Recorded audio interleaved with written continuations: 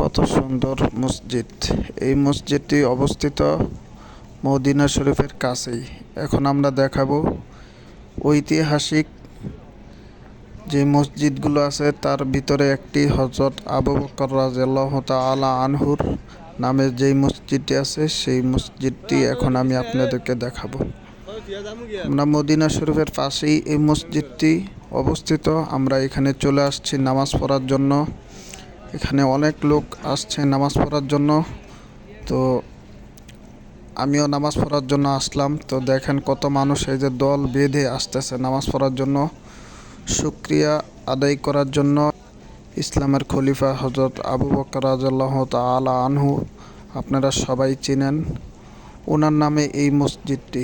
এই মসজিদে ঈদেরও নামাজ হয়েছিল। নবীজি সাল্লাল্লাহু আলাইহি সাল্লামও পড়িয়েছিলেন এবং উনি ইন্তেকাল করার পরে হযরত আবু বকর রাদিয়াল্লাহু তাআলা আনহু এই মসজিদে ঈদের নামাজ পড়াইতেন। তো কত মানুষ, সুবহানাল্লাহ। আল্লাহ তাআলার অশেষ মেহেরবানিতে আমরা এখানে আসছি। ভিডিওটি ভালো লাগলে শেয়ার করে দিবেন। আসসালামু আলাইকুম।